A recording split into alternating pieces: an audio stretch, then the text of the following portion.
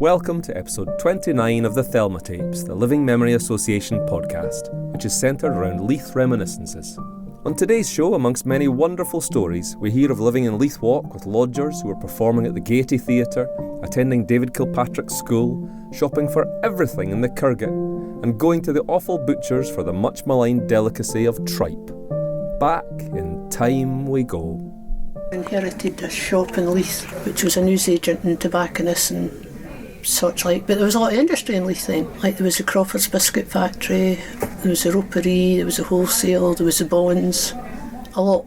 And that was like a 7-day-a-week shop, which went fine, but due to circumstances in the house and illness with cancer and such like. And when the decimalisation came out, my mother and her cousin who helped with the shop were really confused. Oh, that's a shame. Because you had what you would call Leith Link School, and the kids used to come in with a thruppence bit, but you couldn't accept it. All on a sudden, a Monday morning, you couldn't accept it. It had to be rounded up. It took a while getting used to. And I mean, this auntie she would not change, so she just put the money in any wee drawer bit, and it got, well, they couldn't cope with it really, so that was when it was decided to sell it. But prior to that, it had been quite a good business. And whereabouts was it again? The corner of Links Place and Leith Links Place and Elb Street. Yeah, I know where you are. Yeah. But the houses that went down Elb Street, they were all the ones with a sort of balcony and one toilet on each landing. But they all lived, and there was quite a few families brought up in these houses.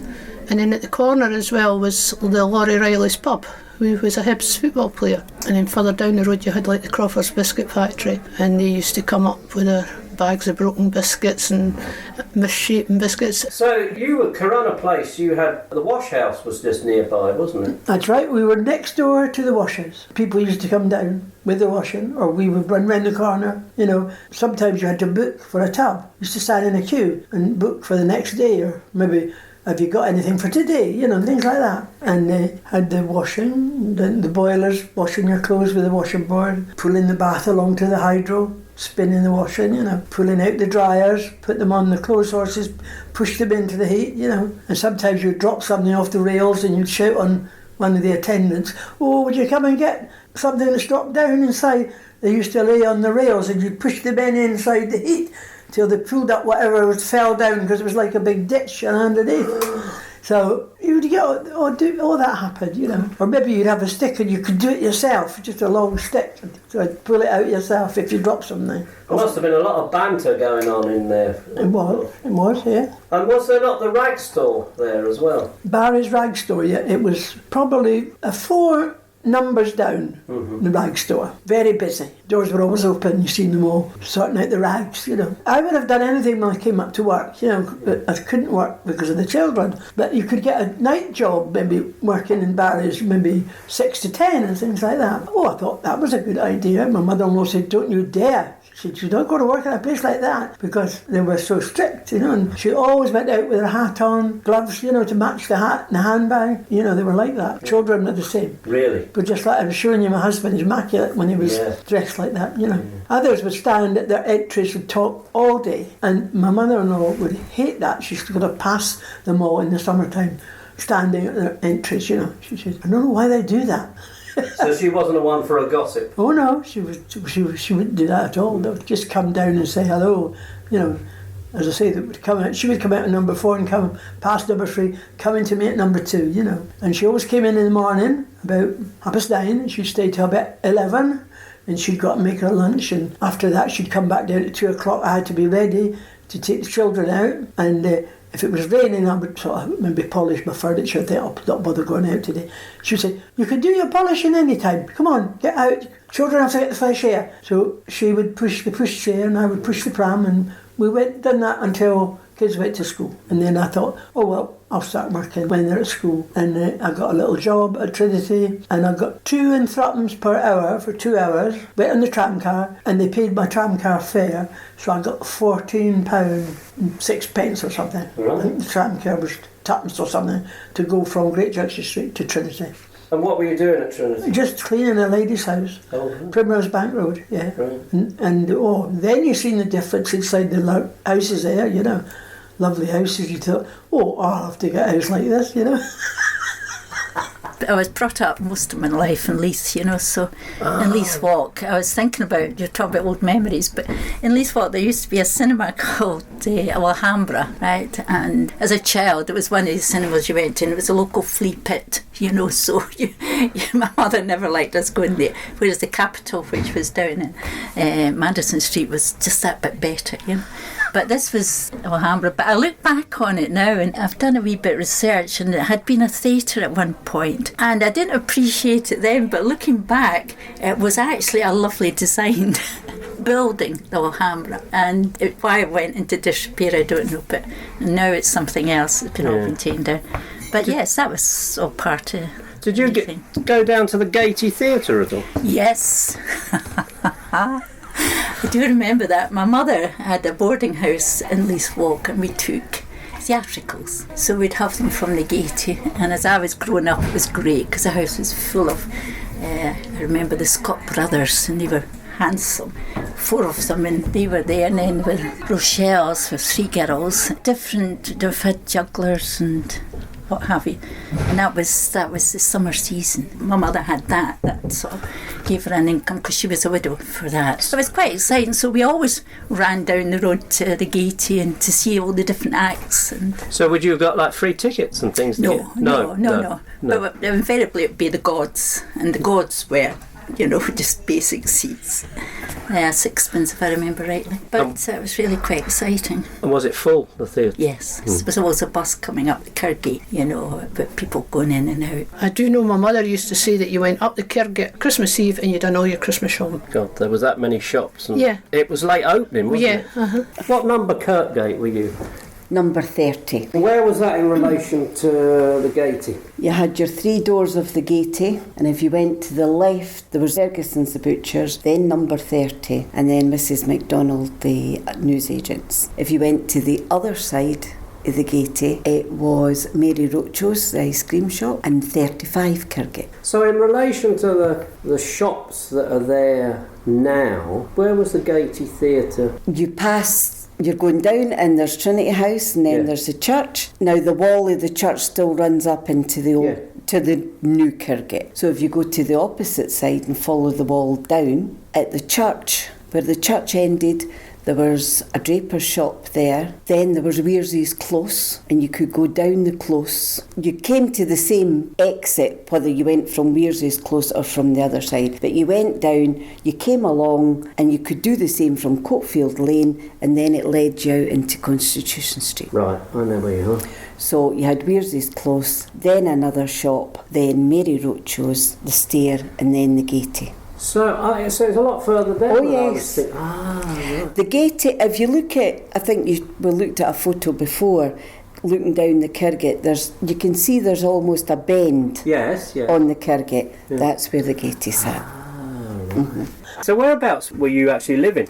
Along at Perneyfield, going along the top of Leith Links before you would turn down up at Perneyfield. That's where we lived, and we walked. As children, we walked from that house to through the links. My brother and I went to Leith Links Primary, and then David Kilpatricks Secondary. We went to that shop every day, and you went there after school because it was open till 6 anyway. So what was David Kilpatrick's school like? It was okay, Junction Street. Yeah. Well, all you had was David Kilpatrick's and Leith Academy.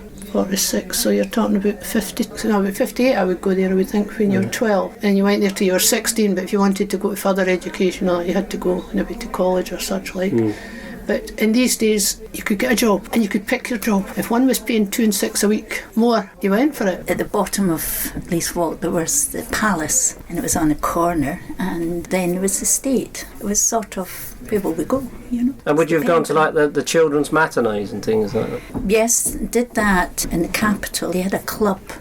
Became a member of, you know. That would have been very noisy, I would have. Yes, very noisy. Very noisy. The usherette was, you know, being their top, telling everyone to sit down, shut up, you know, the rest of it. But that was entertainment then, you know, that in the theatre. What were the shops that you would have gone into down there? Well, Mary Rocho, and she had a shop across the road as well. Brickwork Close was across the road, and there was a ice cream shop there, but they just used to use it for storage. She had a double shop because she used to make the ice cream in the shop. Wow. Oh aye, it was all made fresh. milk. There was Ferguson's the butchers, there was Mrs MacDonald the newsagents, there was Mrs Slade's over the road, which was the fruit shop, there was Balderstone's the dairy. Well, you done your shopping with your bag, you know. You would go down the Kirkgate, there would be the fish shop, the butchers, the offal butchers, the German butchers that's in Junction Street now. You know, there was the German shop, they were down the Kirkgate. Right. Bowen's. There was McBride's, the grocers down there. We used to go down that way to get our ribs, for ribs, cabbage and tatties. I mean, I worked in Leith for years until I got married and such like. My father actually died and I probably gave up the shop. I used to go and open it with my mum at 6:30 in the morning, make up the papers because in these days you had deliveries. And I left there about 8:30, went to my work in Leith, came back to the shop at 5 o'clock. My mum's cousin went away at that time, done the shop with my mum till the back of 6. 2 nights a week I done cash and carry, and then Sunday or Monday I done the banking, and so it was a completely different lifestyle. There was a nice wee chip shop down there and you could go in and buy fritters, and it was like penny fritters, but the fritter was like that. You know, my mum, if she was working late in the bond, you know, they would have a lot of Tuesday and Thursday overtime getting their stocks up for Christmas, New Year for export. So she would finish at 8 o'clock at night. So she would walk up and go in and get so many fritters to bring home. Oh, that crispy batter. Or you could buy the ends.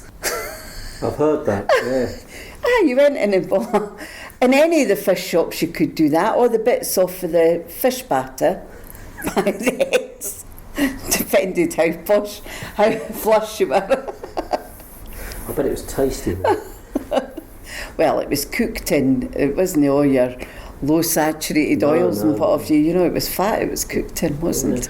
I remember I used to work in Pitt Street as well, and that was where the depot for the Mackenzie and Miller was, the undertakers.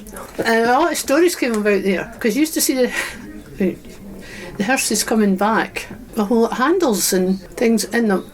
So people said, right, they're going to the crematorium, they can't go in the coffin mustn't go through the furnace with these handles and all that. But I mean, nobody could say if that was right or not. But on looking back, where did all these handles and the screws, the fitments go? That's right, yeah. So they were just reusing them. Well, nobody could say, but it was very funny that often when a hearse came back, when they got out it, they were carrying fixtures. So just using the same one over and over. Well, I don't know, I mean... Possibly. Who knows? I remember the Tolbooth Wynd. There were shops there as well. There was a man who used to have a second-hand furniture shop and that. And people just went in and exchanged mattresses, and it was strange because you wondered if they were bed training their children or what, but mattresses used to go in and out on a regular basis. Well, I don't like the sound of that. Well, but people couldn't renew things, I take it. No. And then in Henderson Street, as I'm saying, years ago, there was a shop called Johnny Othings, which was a very elderly lady, and she used to, anything you bought, her counter, she'd done the prices with chalk and then just wiped it clean with a duster. Whereabouts in Henderson Street was it? Just a few doors up for the Raj, going up towards the Banana Flats. Called it Jenny Othings because she used to do what were they called for the gas things for the caravans. The mantles. She used to sell them. It was a popular shop. Busy. Well, when the Kirkgate there was what they called Bowman's, which was called there was a rib shop as well. Just sold like ham ribs and everything like that. And then there was 2 young brothers worked with. They were called Clarks, and one of them bought the shop over, and then he went into Leith Walk. You went to the offal butchers for your tripe. You had to get the bit Rodican in it because it didn't taste the same without the bit Rodican, which was this horrible thing. It looked like a brain. Did you like tripe? I did. Yes, my granny used to do it with just the onions and the potato. My auntie used to thicken hers, and do it like in a white sauce. So you got the 2 extremes. But I must admit, I liked my nana's better than it thickened. I just, suppose as a child, right enough. Oh, I mind my granny used to stand for hours at the kitchen sink, cold running water, washing that tripe. She had a wee nail brush. And it all used to, because there was all this green slime used to come off it, her hands used to just be blue. And then it went on the cooker to boil away within an inch of its life, Because they started bringing in frozen tripe, by the time we'd moved to Henderson Street, it was frozen, you bought it by the slab, so to speak. But I don't know if it was imagination, but you thought, well, it didn't taste the same. There wasn't the flavour, it really tasted of nothing.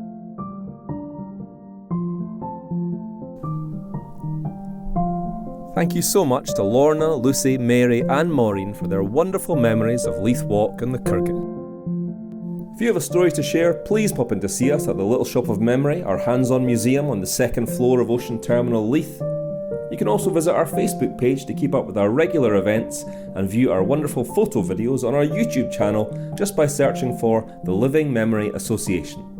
We also have a brilliant website at www.livingmemory.org.uk hosting over 3,000 photos of the past in association with Edinburgh Collected. And through the webpage you can also access Thelma FM, our brand new radio station playing records and reminiscence 24 hours a day. Until next time, we bid you farewell.